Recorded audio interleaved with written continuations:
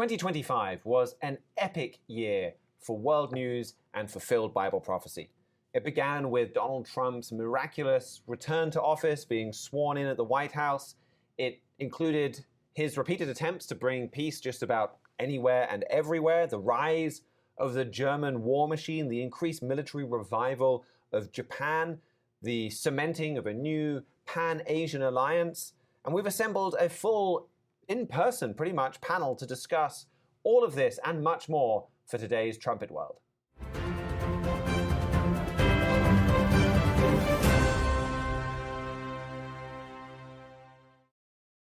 Welcome back to Trumpet World. Once again, the Trumpet Daily have been very kind to lend us their studio.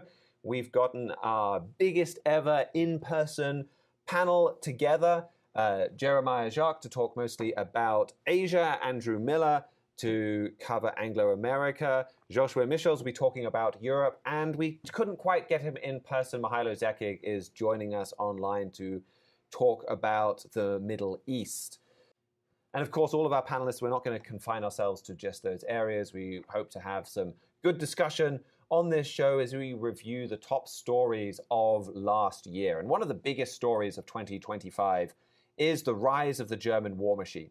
We began the year with German elections, the victory of Friedrich Merz, immediately announcing that he was going to, or would have Parliament, change the German constitution so there were no limits on how much money the German military could borrow, or that Germany could borrow to fund its military. We are also seeing this year some of the big increases in German military spending that happened in years previously start to pay off, and the German military start to get some of that equipment delivered and get their capacities expanded. We've seen Germany debate the reintroduction of conscription, open its first overseas military base, and German military companies like Rheinmetall soar to new heights. And I did a show a few weeks back that looked at what Trumpet Editor-in-Chief Gerald Fleury had to say about much of that. So we have a deeper dive there that we could put a link to in the show notes. But perhaps we can start by going to Josué Michels for any thoughts you may have to add on those stories. Yes, the militarization part is definitely the biggest story. And if you read any article, they talk about Russia's war in Ukraine kind of triggering that militarization. In a sense, that is true, but Germany is not there just afraid of Russia. They could have stopped that war a long time ago. Just remember when in 2022 that war started, Germany was there and said, Russia is surrounding you with tanks, we will send you 5,000 helmets and some sleeping bags to help you protect and fend off that invasion. Of course, that did not scare Russia at the time. And then Russia did invade, and Germany was the one that blocked a lot of the arms deliveries from other countries. They were not allowed to use German airspace, for example, and they also blocked critical sanctions on oil, gas, and also on the SWIFT payment systems, so that Russia would not be excluded, that Russia essentially was able to go on with that war. So that just shows that Germany could have stopped that war in many ways. Or at least been more supportive of Ukraine. I guess we have the counterfactual of what would have happened if Germany had given more weapons earlier on. I don't know if we can know fully the outcome of that, but certainly they could have been a lot more supportive of Ukraine than they have been. Yeah, so the main point is that Germany is right now spending hundreds of billions on the military. And they're sending a fraction to Ukraine. Mm-hmm. So if this was about stopping Russia from invading to Ukraine, they could do that in multiple ways with a united Europe together with America. If those nations would be cooperating, they could do something that actually helps the Ukrainian people. But what they are doing is, it's a different story. They are arming themselves with hundreds of billions, sending a fraction to the Ukrainian people. And that reminds me of what we saw at the start of the Ukraine war, less so now, where you had the so-called backfilling, where European countries got rid of their old, almost obsolete equipment. They handed that to Ukraine and then got shiny new equipment, and often subsidized by the United States, very heavily subsidized by the United States. And so you had all of these things that were being celebrated as we're helping Ukraine, when it was actually, no, we're buying new toys for our military and giving the hand-me-downs to Ukraine. And the main reason they did it, they said, well, the Ukrainian people, they can't really handle the new technology. They would need so much time to be trained on that military equipment. Now, in hindsight, they had all that time, of course. And the Ukrainian people are not as stupid as they have thought. They are learning quite quickly with those technologies, which is another point. They're learning to use drone warfare, unlike any other nation right now. And that's one of the most advanced military tools that has been being produced in that Ukraine war. And Germany has had some military partnerships with the Ukrainian people, with the Ukrainian military. But again, what Germany is doing here, it's learning the military warfare. Some have said that what used to take years of military developments is now taking place within months or weeks. And Germany is taking full advantage of that side. Yeah, that's actually a really good point. This is the year of drone warfare. I mean, we saw this before with Azerbaijan's invasion of Armenia, but if we're doing a year in review, the pace of which war has changed. Like drones, okay, during the war on terror, America used drones to take out terrorists and things like that. Ukraine is estimated to be producing somewhere around 1,000 to 1,500 drones every day. Like, we are in a new era of drone warfare, radically different from what we've had before. And even I think the drone warfare of January 2026 has probably changed a lot compared to the drone warfare of January 2025. And so they're there. Overall tactical drone deployment, that was just, the 1,000 drones was just interceptor drones. I'm just checking my notes. The actual tactical drone deployment, 5,000 to 9,000 units per day. And this is very unique. And there's a lot to learn from this. And so this is why Germany wasn't really involved at the beginning, but they are kind of sending more and more people over there. And a lot of countries are sending, Palantir, this private company is heavily involved. People need to understand how this is being fought, because like the war of the future is being fought in front of us. It's fought on the Ukrainian blood. The Ukrainian people are the ones engaging in the warfare, and the Russians are engaging in the warfare. But the people developing the technology, the military technology, are the ones profiting from it, which is true in so many cases. But it's the most advanced German startup right now. It's a military startup. It's a startup that produces drones that are being used in Ukraine. It's the company Helsing that's raking in billions of dollars right now because of that war. And it's transforming the German landscape, and it's shifting the German nature of industry toward warfare. There was one of the articles that we highlighted in this year was that every industry is becoming an arms manufacturer in Germany. But again, we have to remember that the German economy after World War II, it was designed to be able to make that shift. It is designed to be dual use. Its car industry can be producing tanks, for example. So if you look at the chemical industry, it can produce chemical weapons. So if you go down the list, when they are saying that every industry is starting to side into the arms manufacturers, it was designed for that very purpose. So before we move on from the Ukraine war, maybe now's an opportune time to go to Jeremiah. And I mean, one of the biggest, most important parts of the Ukraine war is the effect that's having on Europe, as you've highlighted. But maybe you could give us just a bit of an overview as to how this war has. It seems wrong to be saying how a war has progressed, but how this war has progressed over the course of 2025. Sure, yes. Well, of course, Russia continued to wage this brutal war throughout the year, and 2025 was the deadliest year for Russia of the whole war so far. Altogether, Russia has suffered now at least 1.2 million casualties since the war began more than 4 years ago, or nearly 4 years ago, I should say. So that's 1.2 million killed or injured, and more than 400,000 of those were from 2025 alone. And then the year, of course, was also extremely devastating for Ukraine as well. They suffered more than 13,000 civilian casualties. Just in 2025, around 2,300 of those were dead and 11,000 injured. Ukraine also suffered severe energy infrastructure destruction and just a deeply strained economy, some territorial losses as well, though those appear to have been fairly limited for the year.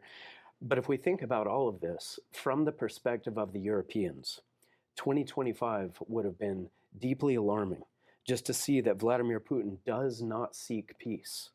You know, it would have been alarming, I think, for them to see that he's determined to keep on prosecuting this war despite these extremely heavy losses that are increasing for Russia. And so they see that he will keep on fighting it until he receives exactly what he wants, or perhaps unless he faces some very significant battlefield setbacks. But I think that from the European standpoint, this would be very sobering to bear witness to his unwavering determination, and just to see these mass missile strikes on Ukrainian civilian centers, mass drone strikes as well, and to see Putin also station nuclear-capable Oreshnik missiles in Belarus, where they can strike European capitals in just a few moments' time. So we can be sure that all of this is terrifying to a lot of the Europeans, especially in the eastern part of the continent. And I think that this is all prompting them to be more urgent about uniting and militarizing. We'll just add to that this fear that Jeremiah is talking about is driving people to Germany. Poland, who was invaded in World War II by Germany, brutally butchered by both Russia and Germany in that war, is now allowing German fighter jets patrolling their airspace because of drone incursions from Russia. Romania is also allowing German fighter jets to be patrolling their airspace again to protect them. And Lithuania, as we mentioned in the introduction, even allows a permanent military base from Germany, all in protection against Russia. But again, from a German point of view, this is exactly what they always wanted, and they could not achieve in 2 world wars. They are now gaining that advantage. And it reminds me of this classic trumpet print cover we had when Vladimir Putin invaded the very first time back in 2014. Or was that even the first time? But I lose track because he keeps invading different bits of Ukraine. But Mr. Fleury, trumpet editor-in-chief Gerald Fleury, had an article, "The Crimean Crisis is Reshaping Europe." And the cover of the trumpet print was running from Russia. And it was a picture of all the Europeans running from the ferocious Russian bear towards the German eagle. And we saw that in 2014. We're seeing it at a whole nother level. And that's something Mr. Fleury drew a lot of attention to there. I mean, he wrote in that 2014 article, "We've been prophesying for around 70 years that Eastern Europe would become a vital part of a new European superpower, a resurrection of the Holy Roman Empire. This prophecy is directly related to the Crimean crisis. The fear you see in Europe because of events in Crimea," and it was just Crimea Russia was invading back then, "is going to cause 10 leaders in Europe to unite in a sudden and dramatic way and in precise accordance with the Bible's description of that European empire." In our February edition, I wrote about Ezekiel 28 and verse 2, which talks about the Prince of Russia and the trouble he will cause in this end time. The way that prophecy is coming to pass is having a fierce impact on Europeans, far more than any other people in this world. And in that article, he talked about this prophecy in Ezekiel 38 and verse 2 that talks about a prince of Rosh, Meshech, and Tubal. Now, you don't see that in the King James. Rosh in Hebrew, it can be a proper noun, or it can be, it's like the English name Rob. Depending on the context, Rob can be a guy or it can mean to steal. And it's kind of the same there, where they translated Rosh in the King James a little bit incorrectly. But it's about this prince of Russia. And Mr. Fleury back then said, well, this is Vladimir Putin. Again, all the way back in 2018, he said that prophesied prince of Rosh is a powerful man, and he is having a forceful effect on Europe. The reaction within Europe to this crisis is something you need to watch, because it is shaping and molding the future composition of the Holy Roman Empire. It is making European leaders move urgently to tie together this Holy Roman Empire that we've been prophesying about for so many years. That is exactly what we saw.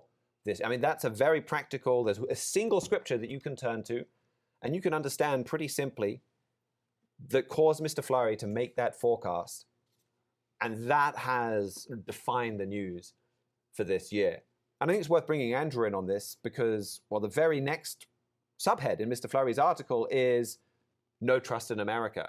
And that's a huge part of it. I mean, you mentioned just how remarkable it is to have Poland trusting in Germany.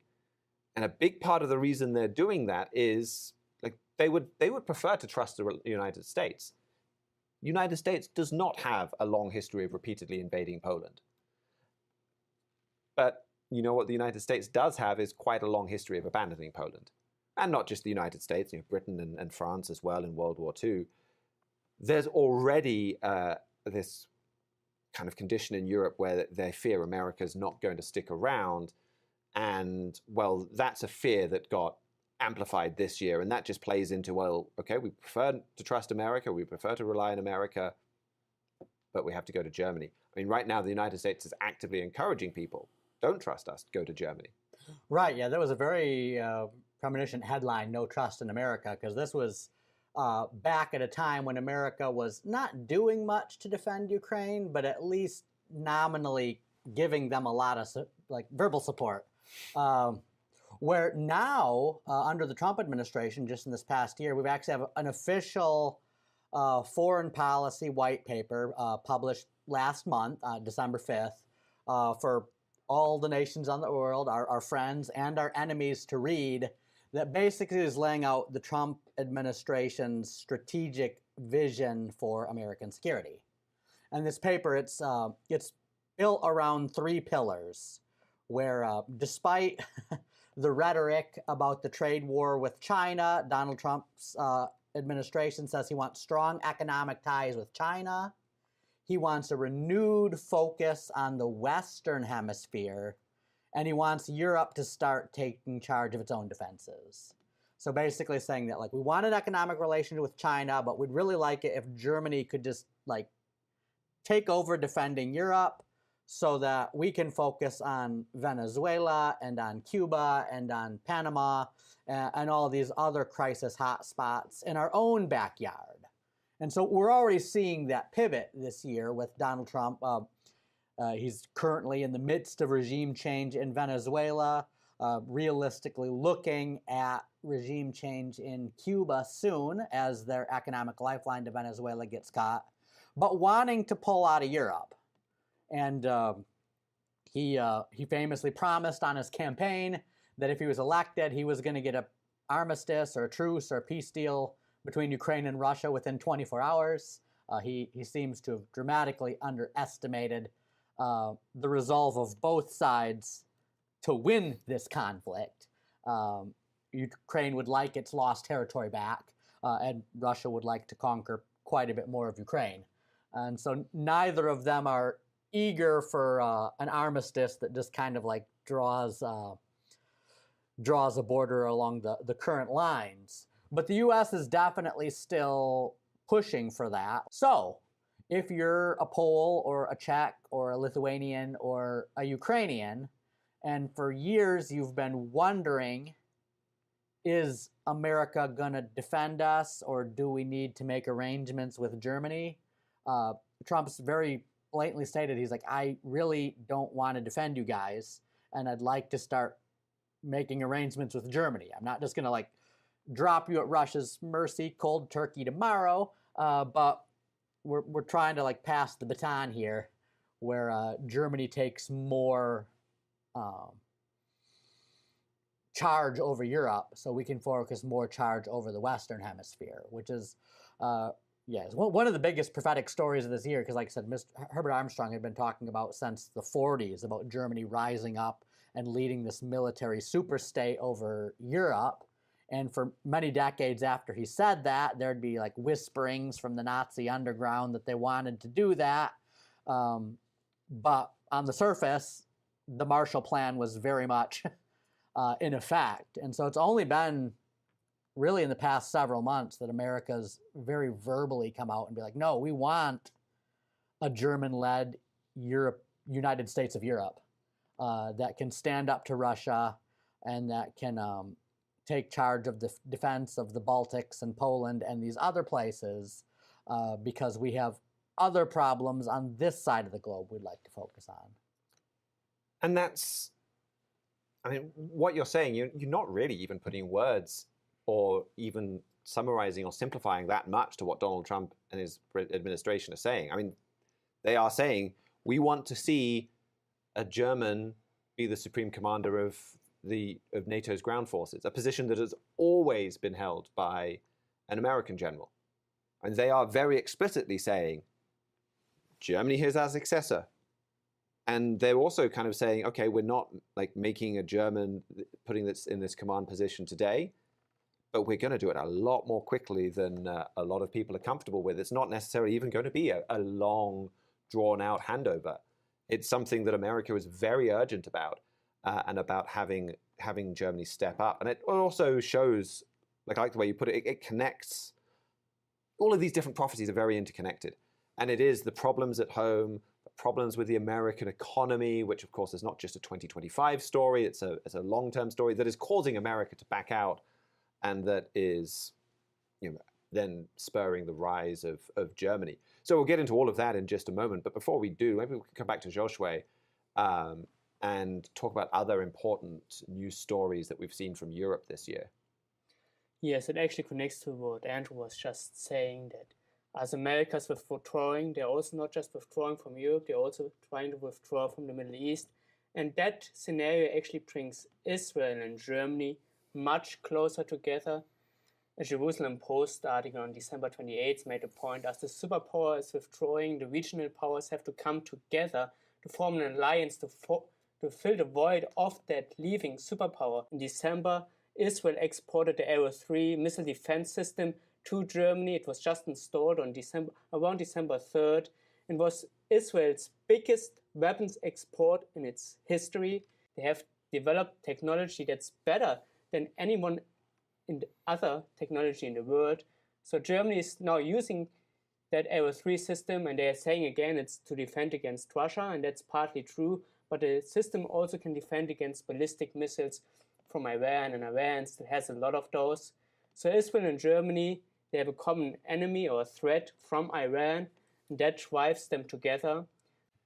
Yes, that Jerusalem Post article that you mentioned I thought that was pretty surprising. You wrote a trumpet brief on that last week. And when I saw the title, I was kind of like, really? Surely nobody is talking about Germany and Israel in the Middle East replacing the United States. Like, I mean, it's prophetic, absolutely. But I don't know. I guess I just had a hard time seeing somebody actually saying that, because you do look on paper, and America spends a lot more on its defense than these two. But that is literally what this article is saying, that at least for the Middle East, okay, maybe not as a global power, but for the Middle East, this team of Germany and Israel together can replace the role the United States has played, and it can kind of come in and stabilize the region and take care of terrorists. And I mean, it's remarkable how much Israel is looking to Germany. And that's another very important story that we're watching for. I mean, that was right after October 7th. Trumpet Editor-in-Chief Gerald Fleury said, well, the most important thing to watch after this horrible attack on Jews from Hamas is Germany, and how Germany responds. And what we've seen is this really close relationship developing between Israel and Germany. Yes, and if you look at, as you said, the Middle East, the most important threat is Iran. And if you combine the strength of Germany and combine the strength of Israel, they have more enough power to tackle that challenge. And then you've also see that, unlike Israel, Germany has very good connections to the Arab world, and that's something Mr. Fleury has pointed out. They have good connections to the Jordanian people, to Saudi Arabia, to Turkey. So if you have an alliance, as he mentioned, an alliance against Iran, you have more than enough power to bring, as they would see it, some stability to that region.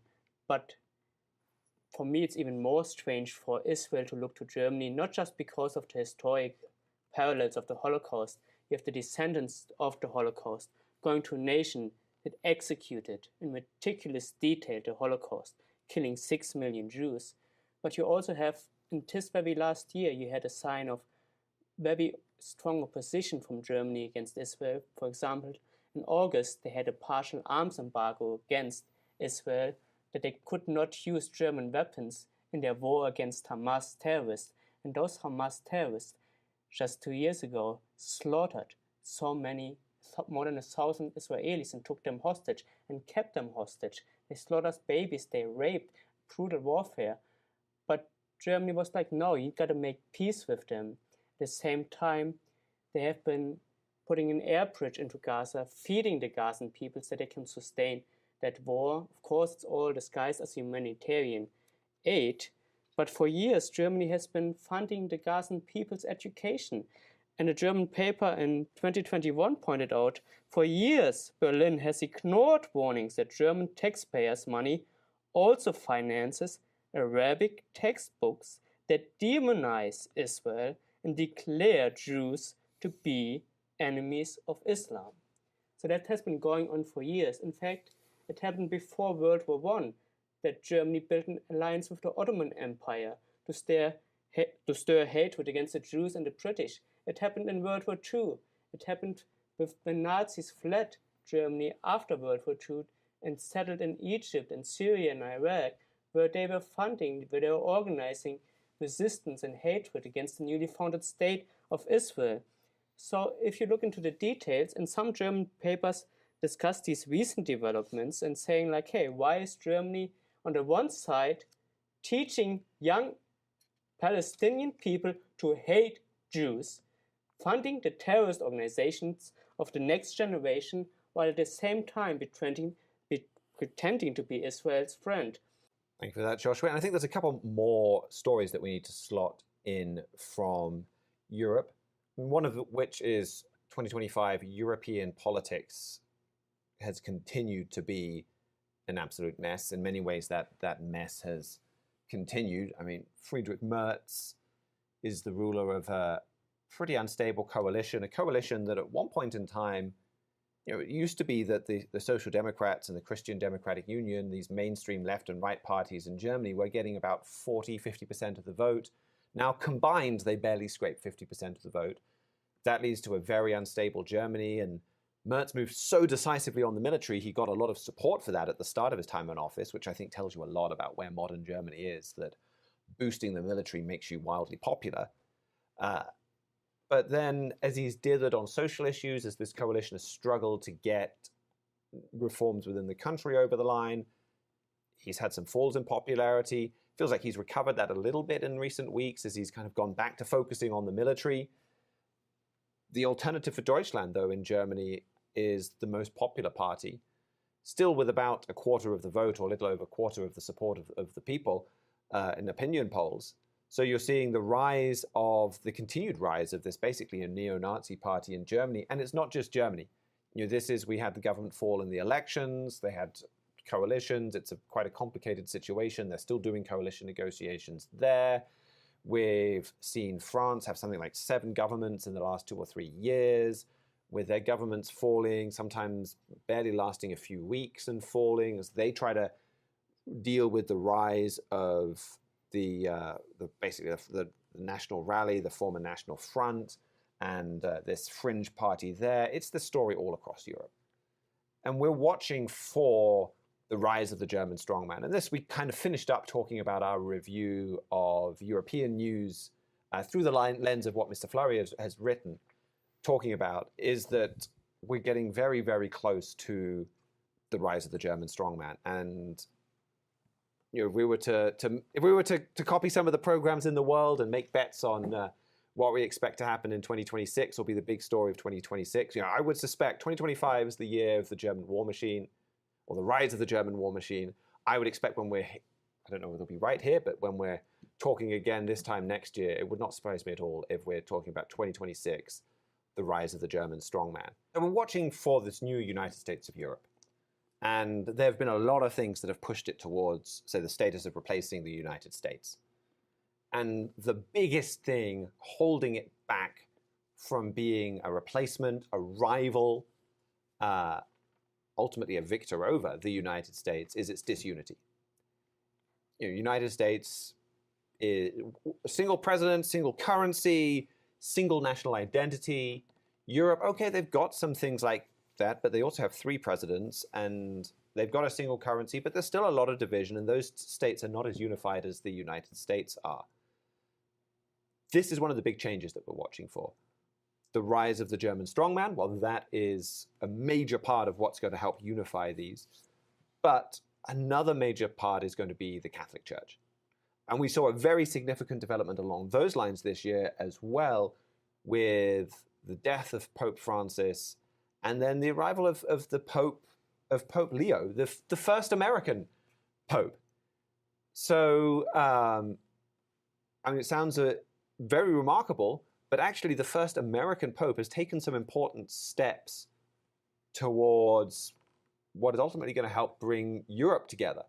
So, Andrew, you've written quite a few articles about Pope Leo and some of what he's been up to this year. Could you give us a bit of a review of what he's been doing? Yeah, that was a huge development this year. It took a lot of people by surprise. Pope Francis was older. It was expected that he'd die soon. When he did die, they had a conclave. I feel like most Vatican watchers, at least the ones I was reading, expected the papacy to go back to an Italian. There were 3 or 4 really strong Italian candidates, which ended up being kind of their downfall, is that the Italian lobby at the conclave was divided between these 4 conclaves. I think that's probably one of the reasons they got Robert Prevost into the office, and that since he is a U.S. citizen, he was born and raised in Chicago. English is his mother tongue, although he spent the vast majority of his career as a priest and as a bishop in Peru.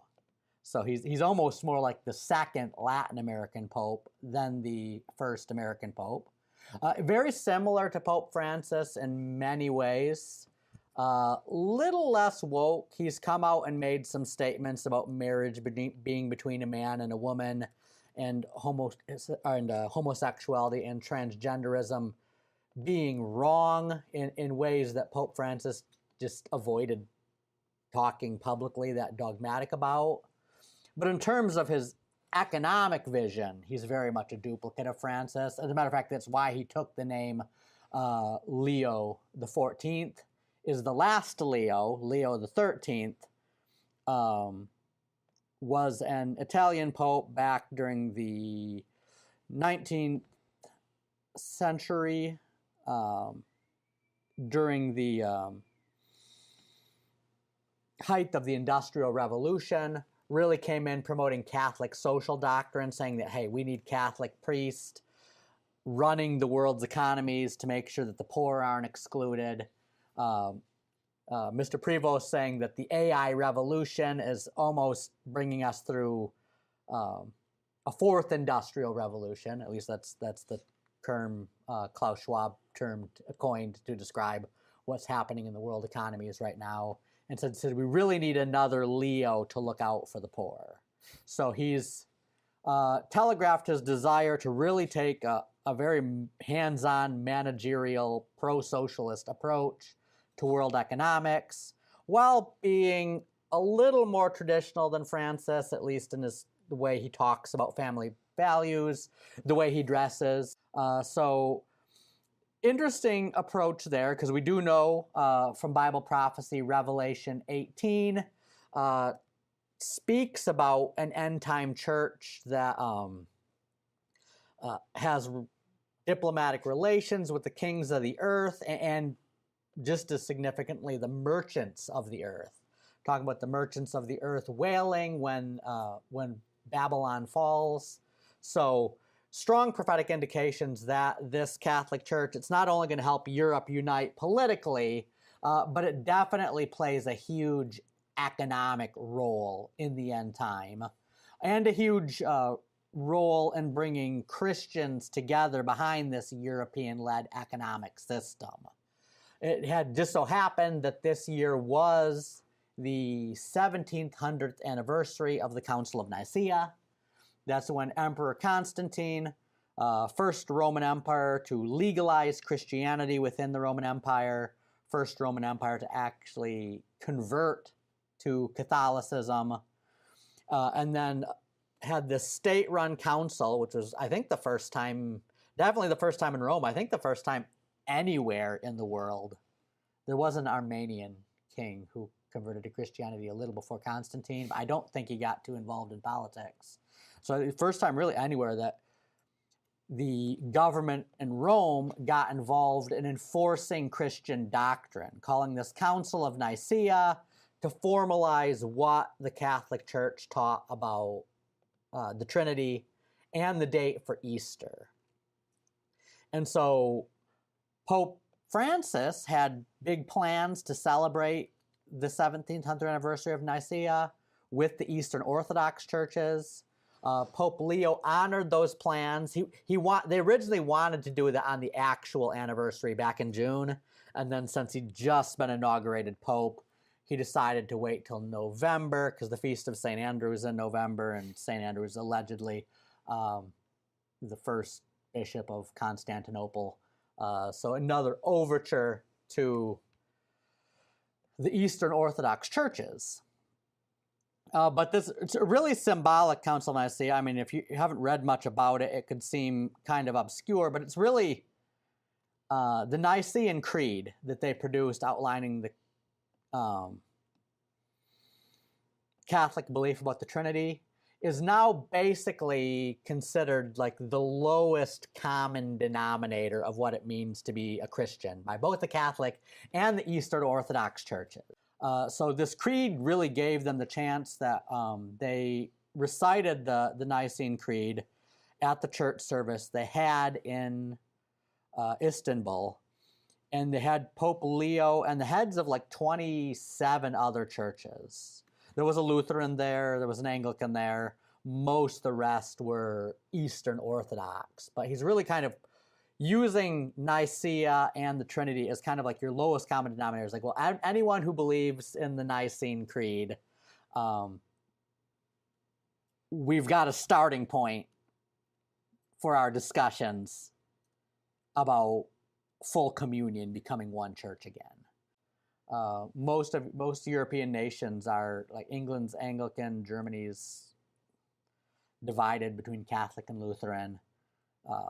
Greece is Eastern Orthodox. Most of the rest are Catholic. But if you can really get those 27 churches that were at this Nicene celebration on the same page, you do have a religious glue binding together the nations of the European Union. And I believe that's the exact phrase Herbert W. Armstrong used to describe the Roman Catholic Church's role in this coming United States of Europe, as it's the glue that binds the whole thing together. Great. Well, thank you for that, Andrew. I think that just about wraps up a lot of the major news events for Europe. I mean, there's so much of importance, it's hard to be too certain that we won't kind of be like, oh, wait, we forgot to mention this or that, or something later turns out to be huge. But we can move on now to the United States. And again, for the United States, well, the biggest story has been President Trump's return to office. And I talked about that already with Andrew last week, where we had a show on what Mr. Gerald Flurry has had to say about the United States. And as he wrote on that, he largely focused on President Trump's peace initiatives, his relationship with the Jews, the Christian revival. So I point you back to that show where we have a lot more in depth on those subjects. So we'll talk about some of the other subjects, I think, for now, that have been major news events from the United States. But maybe before we do that, perhaps Jeremiah, you weren't there when we were talking last week about some of these other stories. Perhaps you could give some of your comments as well on some of those different peace deals that we've seen from President Trump over the last year. Sure, yes. Well, the main one that I've been keeping an eye on is what Mr. Miller mentioned earlier, and that is the efforts to broker a peace between Russia and Ukraine. And I think it's been very troubling to see the way President Trump has pursued this. You know, the American people, a strong majority of them, have a reasonable degree of clarity in the way they see this war. It's not hard to understand that Russia is the one that invaded Ukraine. It's not hard to see that if the Russians stopped fighting and went home, the war would end. And polls consistently show that Americans understand those basic facts. Just last month, a poll showed that 74% of Americans continue to view Russia as the clear aggressor, and 87% of Americans believe that Vladimir Putin would violate a peace deal if it's made in terms that would position him for a violation. But President Trump, of course, views it very differently, and I think it was disturbing during 2025 to see him bending over backwards to try to flatter Putin, rolling out literal red carpet for him, for this war criminal in Alaska. That was in August, and it was troubling to see him parroting Kremlin talking points so many times throughout the war, throughout the year, blaming Ukrainian President Volodymyr Zelensky for starting the war, which is just bizarrely anachronistic in many ways. And it was troubling to see him propose deal after deal that would reward Russia's aggression and even give them territory that they have failed to conquer after trying for 4 years, even in some cases 9 or 10 years to conquer. And then to see President Trump vote alongside Russia in the United Nations, a resolution that was to condemn Russia's invasion. That happened back in February. And not even China or Cuba went that far. Those are allies of Russia, and even they abstained. But President Trump had America vote alongside Russia. So that was all just very troubling, I think, for the Americans to see and for the Europeans to see. And it all really does help Vladimir Putin a great deal. Each time President Trump comes to him with a new peace plan, Putin feigns interest, he feigns engagement, and then he manufactures some kind of a pretext to reject it and to keep on killing. I think we went through 5 or 6 different cycles of that during 2025. And it may seem like kind of a pointless charade for Putin to go through that, but that is not at all the case. In one of the latest iterations of this dance, I think it was in November, that the United States had been discussing allowing Ukraine to use Tomahawk missiles to strike energy infrastructure deep inside of Russia. And I think that would have considerably increase the economic pain that the Russians are feeling and hopefully compel Putin to settle for some sort of negotiated peace. But just as those plans were being discussed, that's when Russian officials contacted some U.S. officials. They pretended to be interested in a new peace plan, and with that, all of those discussions about U.S. Tomahawks going to Ukraine came to a quick end. So that's extremely valuable for Vladimir Putin. He was able to use some real Sun Tzu kind of subterfuge there, some art of war kind of manipulation to take out those tomahawks with his words and with his deception without firing a shot. So this was a defining part of 2025, just seeing this over and over again with President Trump trying to flatter and kind of win President Putin over, and seeing Putin use it as a chance to decrease the pressure on Russia. And I think that it was very sobering seeing American credibility squandered and seeing America side with Russia. But that was one of the defining trends of 2025. And I think you can certainly see that in our magazine covers.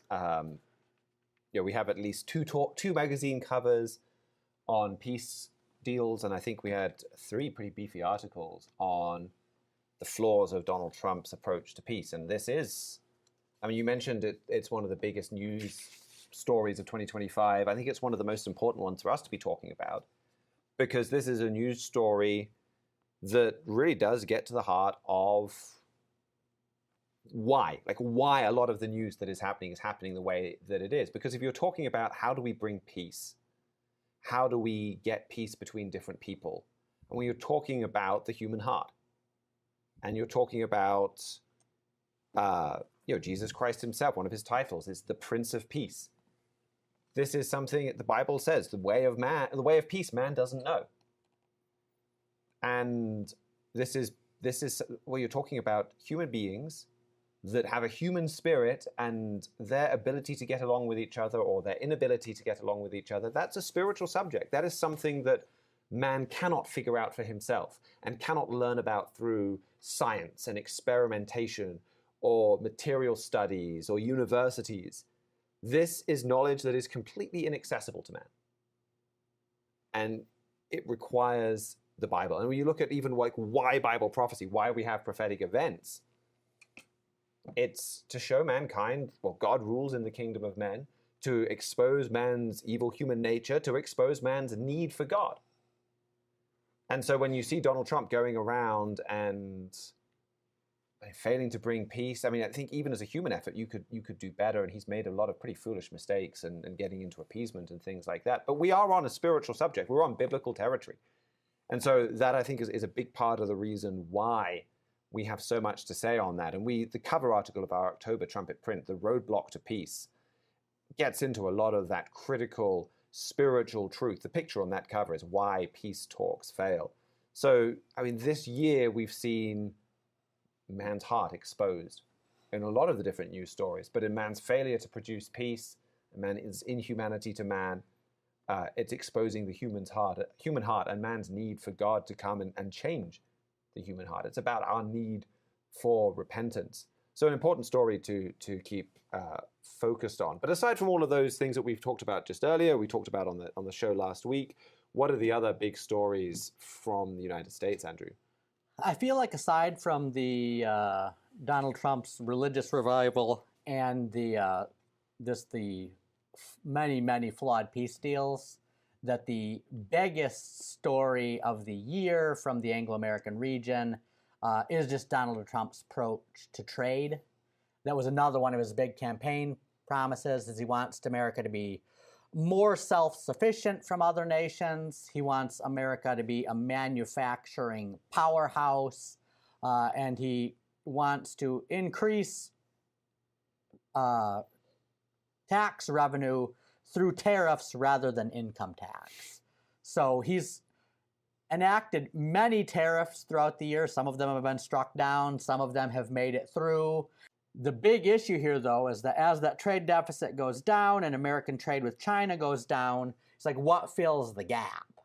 Because China, they're not just taking this reduced trade lying down, they're forming trade deals with other nations.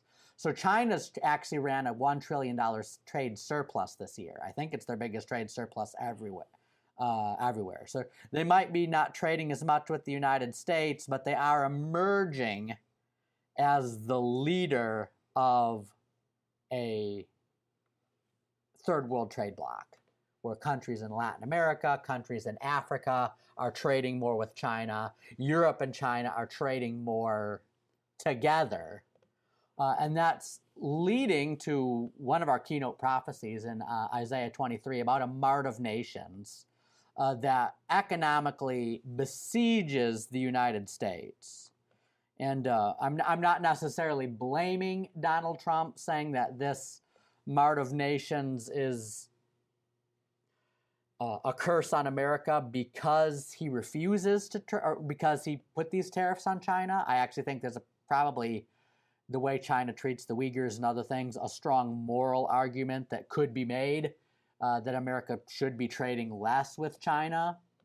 But God does specify that because of America's many other sins, that an economic mart of nations that besieges it, that's in Leviticus 26. It's like, if you break my Sabbaths and worship idols and don't follow my statutes, I'll bring a foreign enemy from afar to besiege you in your gates. And we're seeing, at least in response to these tariffs Donald Trump has made, many nations in Latin America and in Africa teaming up with China into a trade bloc that in the future would have the power to besiege America. And it also ties into some of the stories we were talking about with Europe too, because this lack of trade with the United States, particularly car tariffs, it's hitting Germany's auto industry, Germany's manufacturing industry very hard. One response to that is to say, we can't sell cars. We've got production capacity sitting idle. We can make tanks. Like the arms industry is booming, and that's been a major story of this last year, where you've had civilian industries repurpose themselves to focus on this military sector. But even so, like, Germany's car exports is vastly larger than Germany's arms exports. So that, even though it's quite a pronounced trend, it hasn't made up for the loss of car exports, chemical exports, all these other exports entirely. And that's putting a lot of pressure on Germany. And you could see that helping, or it will play a role in leading to the rise of this German strongman and some of the pressure around that. What else do we have from from the United States that's driving a lot of world news? I think we've also, another big story in the United States is just the continuing problems resulting from Biden's immigration policy. Joe Biden, during his presidency, he let in 10 million illegal immigrants. Now, Donald Trump really exposed how much of a calculated attack on America that was, because he pretty much sealed the border in weeks. Sent some military troops down there. The amount of people pouring into the United States has drastically fallen, but you still got all these illegal immigrants here, and now you're having his fulfilling a campaign promise to deport a lot of these drug cartel agents and other illegal immigrants here. But especially over the summer, you had some pretty intense rioting in LA, people waving the Mexican flag, protesting these deportations. Even a prominent politician in Mexico speaking from the Mexican Senate, saying that it's unjust for Donald Trump to deport people from California or Arizona or Nevada or states like that, because those states are rightfully Mexican territory anyway, territory that was actually taken from Mexico during the U.S.-Mexico War, back in the 1840s. Which really kind of gave us a preview that we highlighted in our August print edition in an article co-authored by myself and Mr. Stephen Fleury, "The LA Riots Are a Foreign Invasion," highlighting that one of the curses in Ezekiel 26, it says if you disobey God's statutes, a foreign enemy will besiege you in your gates. He also talks about your high and fenced walls coming down, the stranger within your gates getting up very high, you coming down very low. Other prophecies in Isaiah 1 and verse 7 talks about strangers or aliens burning your cities with fire within your midst. So talking about civil war-like conditions, that will be one of the curses that happen during the trade siege that comes to America if they don't repent and follow God's laws and statutes.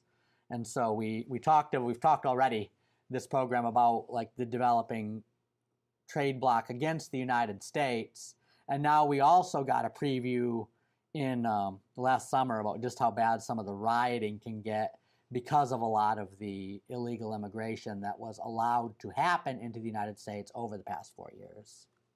Well, thank you for that, Andrew. The idea for this show and getting us all around the table, it came from one of our occasional correspondents from Canada, Mr. Abraham Blondeau, who we couldn't quite get it put together in time to include him. But because it was his idea, I think we did want to include the big story from Canada over the last year. So I'm sure he'll be very pleased to hear from you about what's the biggest story from Canada in 2025. Yeah, I think it's definitely got to be the new prime minister. There's a big disappointment for Canadians, or especially conservative Canadians. They've suffered under the Trudeau administration for years. As soon as President Trump came into office, he started relentlessly mocking Mr. Trudeau about being the governor of Canada, and how Canada was the 51st state, and how Canada wasn't a real country.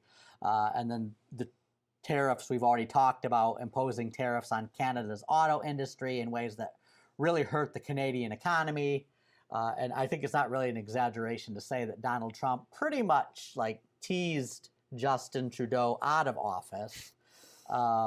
There was hope that a conservative candidate would come in, and then they basically almost did what they did with Italy back in the day when a central banker, Mario Draghi, took over and imposed a technocratic government.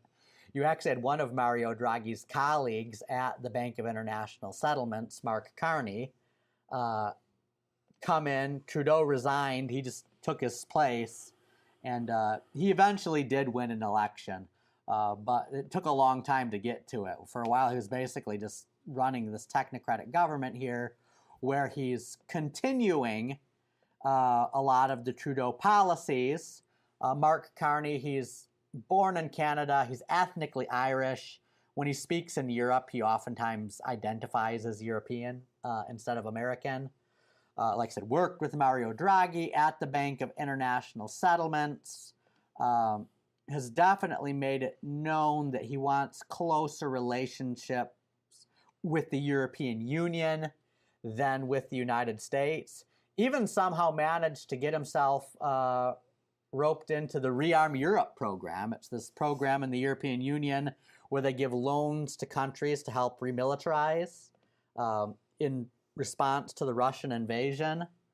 And so I guess they said since the European Union and Canada do technically share a border in the Arctic, they're giving Canada money to build some new military bases in the Arctic regions, especially around Greenland, area Donald Trump's expressed some interest in, showing a way that under Mark Carney, Canada's really emerging as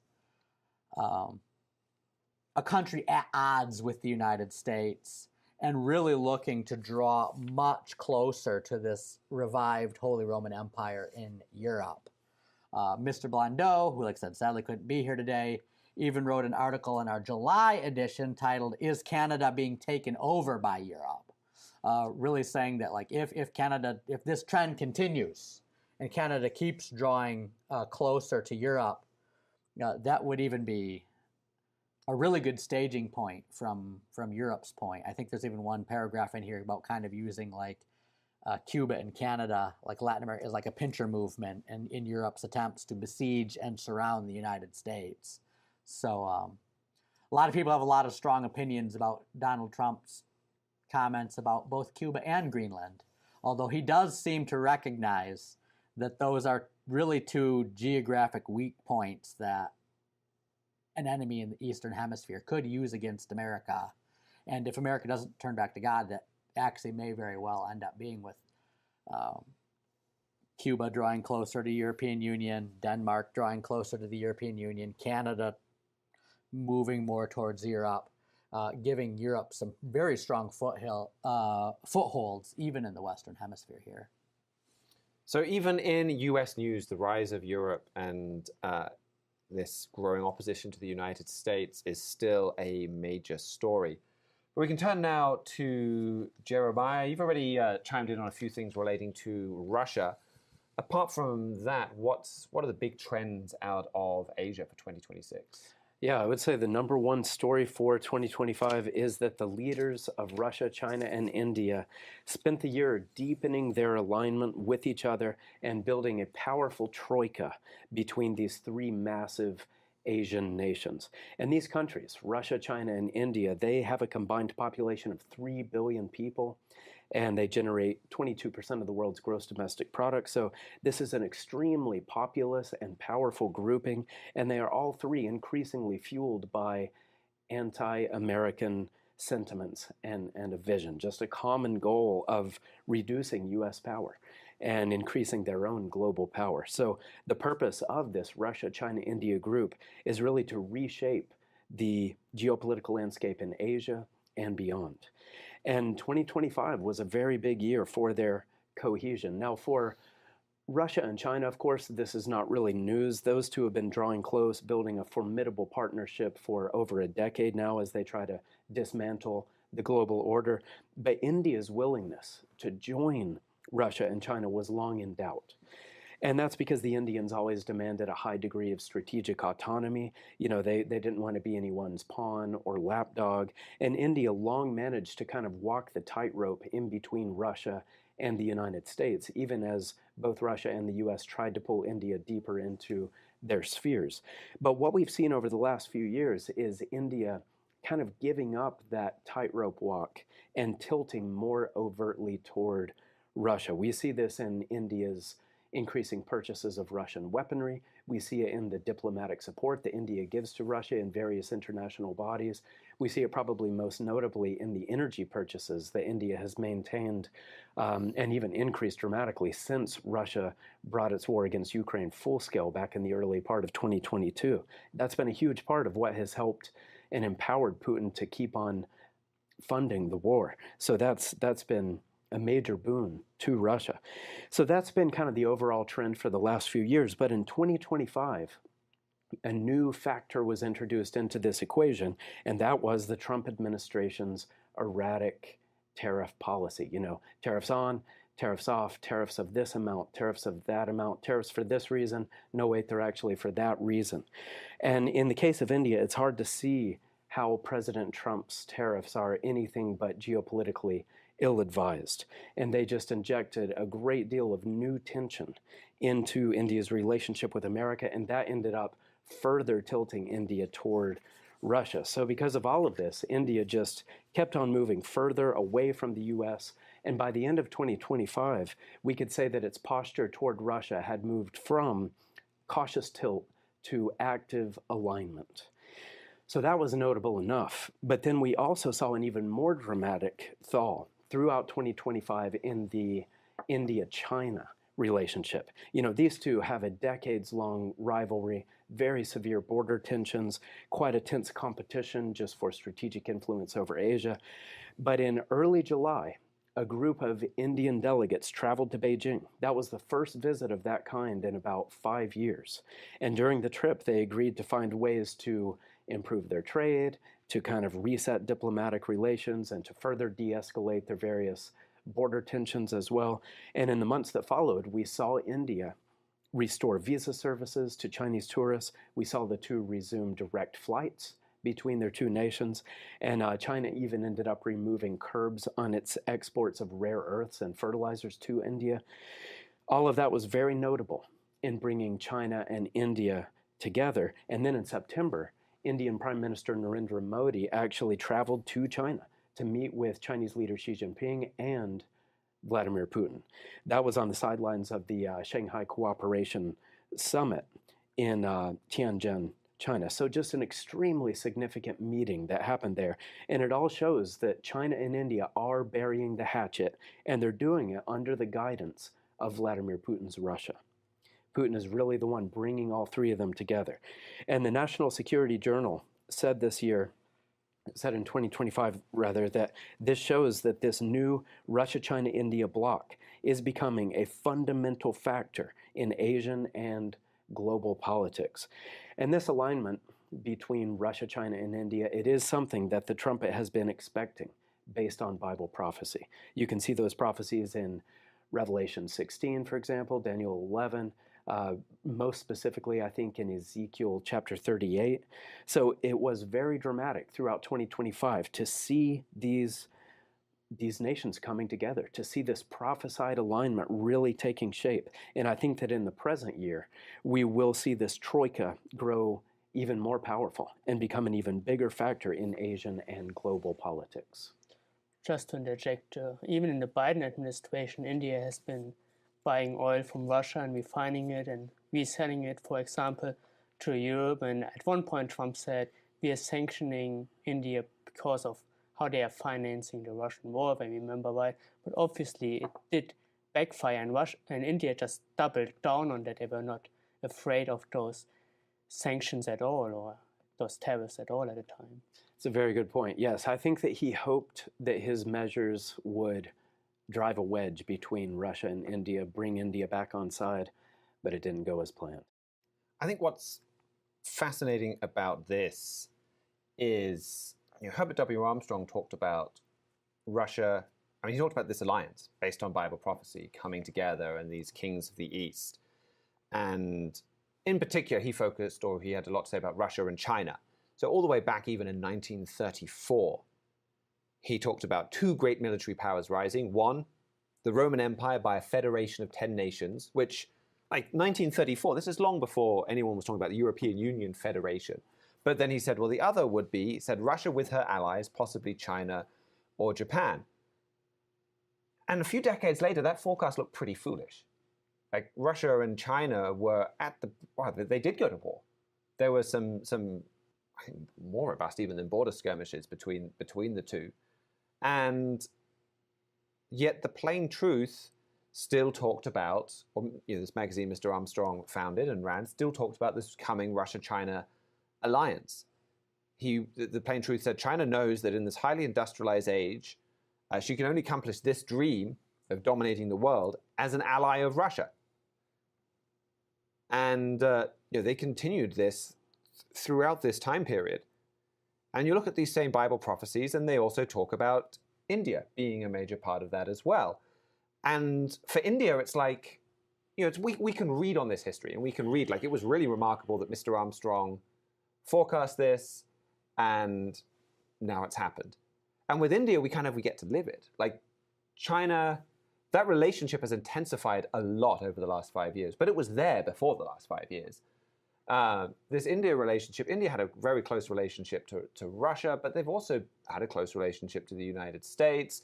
They've been very antagonistic towards China because China's a Pakistan ally, and there's the India-Pakistan tension. So to see this troika come together, and we're still watching it, is again the opportunity to see the power of the Bible in real time. It's really exciting. This is a wonderful way for you to increase your faith in this book and to appreciate the power that's in every word and every verse of this book. And as we say so often, that has implications far beyond watching world news. That has implications for your life, that when you read a verse and you think, oh, do I need to make some changes to make my life more in conformance with what's written here? Does that really have that much power and authority? Yes, it does. And we're seeing that now with Russia, China, and now India coming along. And it is just really exciting to see fulfilled prophecy before our eyes in that way. And another important part of that, as was even hinted in that 1934 quote, is Japan. Now, we certainly don't see a Russia, China, India, Japan kind of alliance really taking clear shape right now. That is coming. What we do see, and a part of this that we are seeing fulfilled that was forecast, is Japan's return to militarization. And that, again, we saw that before this year, but we've seen that take a major step forward this year.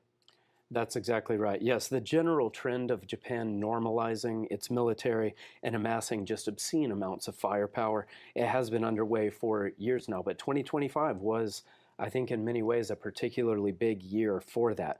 Japan got a new prime minister in 2025, Sanae Takaichi.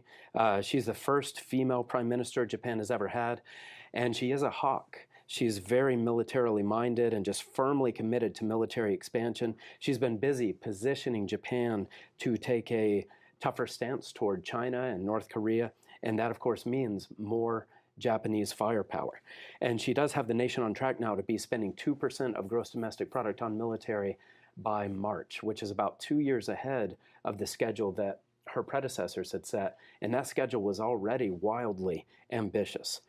So Japan is really racing toward fully normalized military power now under Takaichi, and just rapidly building it into a fully integrated, ultra-modern assemblage of land, sea, and air forces. And it was also very notable that in December, one of Takaichi's senior officials even said that Japan's firepower needs to include nuclear weapons.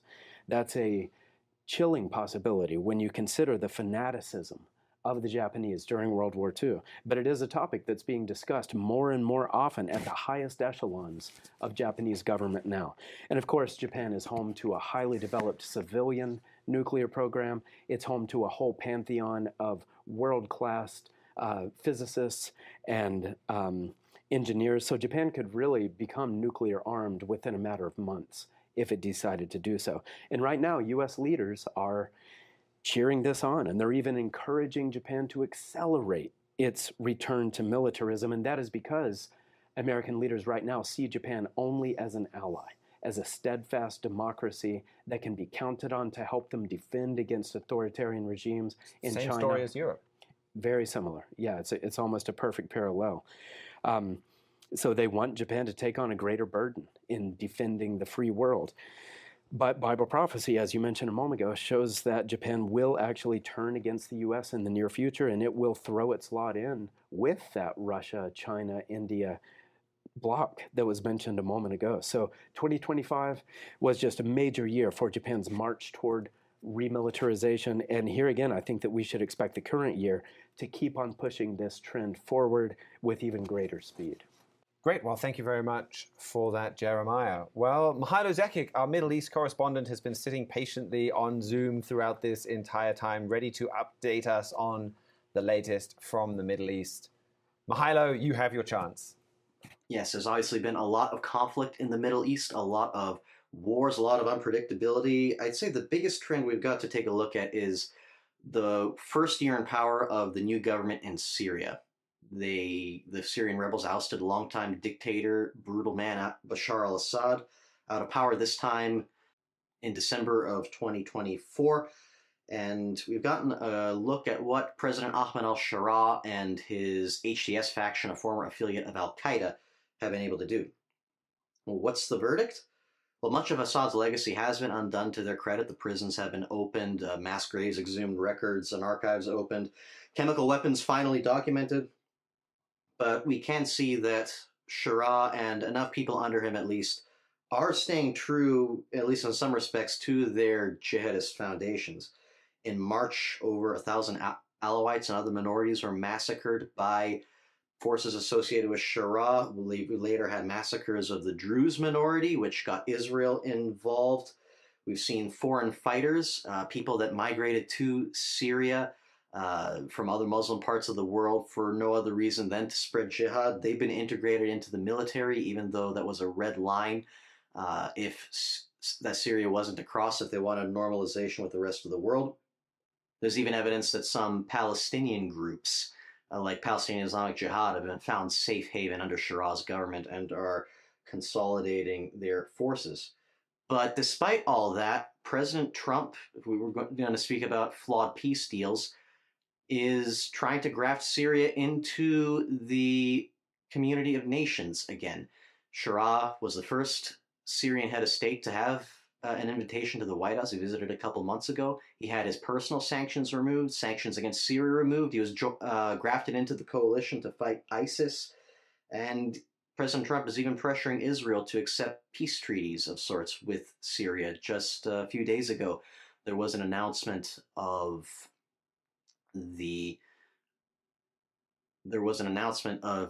Israel and Syria opening up a new communications center brokered by the United States to share intelligence.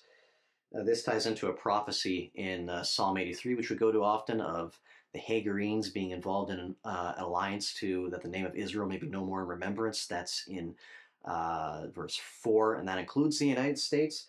It brings to mind a article Mr. Fleury wrote about 5 years ago called "Deadly Flaw in Mideast Peace Deals," which was about the Abraham Accords and everything President Trump did with that, which was about the Abraham Accords in President Trump's first term between Israel and the UAE. The UAE is a much tamer country than the current government in Syria. If what Mr. Fleury wrote about how this is setting up America and Israel up for betrayal applies to the UAE, it certainly applies to Syria. And in this case, we're seeing America graft itself into this country that's led by a guy whose organization helped attack the Twin Towers in 9/11.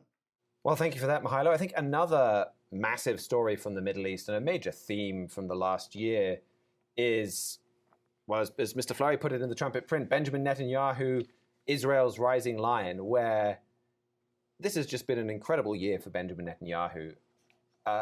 He's been under incredible pressure. Obviously, there's the response to October 7th, the war in Gaza, the pressure from Donald Trump to sign various peace deals, and he's kind of got to untangle this knotty problem where a lot of these peace deals are pretty disastrous, but at the same time, he needs American backing and weapons, so which is the lesser of two evils? Then, while all of this is going on, he is being indicted, he's going through court cases, through various pretty trumped-up charges, and yet he still has these strikes on Iran and these strikes on Hezbollah and deals with Iran's missile system. And it was incredible. Like, he was having to be in court during the day and then go home and stay up all night with the generals plotting to take out Iran's nuclear program. And perhaps some of the most dramatic footage of the year was then Iran's attack on Tel Aviv that Israel just did an incredible job of intercepting. So, Mihailo, can you fill us in a bit on some of those stories? Yes, I think the big example of that would be the Israeli strikes against Iran's nuclear program in June, attacking famous sites like Natanz and Iraq. A couple of weeks later, President Trump entered in with striking Fordo with bunker buster bombs, the most powerful non-nuclear bombs. There is evidence to suggest that Iran has recuperated a bit and is working on their own nuclear program and is working on creating a nuclear warhead after a long wait, but they may have been even closer, where there go everything that's happened with the strikes. And there's also, of course, again, speaking of lopsided peace deals, President Trump pressuring Mr. Netanyahu to get into peace deals with Hamas and basically surrendering in exchange for the hostages being released. The hostages coming back are obviously a good thing, but the end result of these several peace deals, I believe there's 3 ceasefires in total, is that Hamas now is still armed and in Gaza, and even though people say that that's not going to last, nobody has any suggestion on how to make that happen. And that's certainly a thorn in Netanyahu's side that he's still dealing with. But as you said, it's been amazing that he's been able to survive this long and get as much done as he has with all this going on, all this international pressure. Well, thank you very much for that, Mihailo, and to all the rest of panelists. This has been a pretty whirlwind review of what's been going on over the last 12 months. But I'll finish with one thing that we've been working on internally for not 12 months, but several months, and that is our new He Was Right book. Because we've been quite quickly throwing out a lot of references to different prophecies, from Russia and China uniting, and the fall of the US economic system and how that's going to affect Europe coming together as 10 kings, or the Middle East and this kind of secretive anti-Israel alliance in the Middle East led by Germany. We haven't taken the time to prove to you in detail from the Bible where these prophecies come from, but that doesn't mean that that's not important. And we would love for you to be able to do that. And our book, He Was Right, is a great place to do that, because all of this is grounded on biblical revelation to Herbert W. Armstrong. And you can prove it from your Bible. And but he explained all of this decades ago. And in a lot of ways, the fact that they were all explained decades ago just makes it all the more impressive that it was spelled out before it happened. And so you can see how Mr. Armstrong spelled it out. You can see why. It will take you through the scriptures. And you can get a much deeper look as to why we made these forecasts. Really, on this show, we've just tried to show you how the whole general sweep of news for the last year or so just comes straight from your Bible. And we would love for that to spur you into a more detailed look at your Bible. And He Was Right is a great place to do that for Bible prophecy. So you can get that on our website, thetrumpet.com. You can read it online. You can order your own free print copy that you can study alongside your Bible. We would be very happy to share that with you. Thank you very much to all of our panelists. Thank you for Jesse Hester and Matthew Friesen for engineering and production. If you have any questions or comments, you can get in touch with us at trumpetworld@thetrumpet.com. We'll be back on Friday with our regular Week in Review show. Until then, keep watching your world.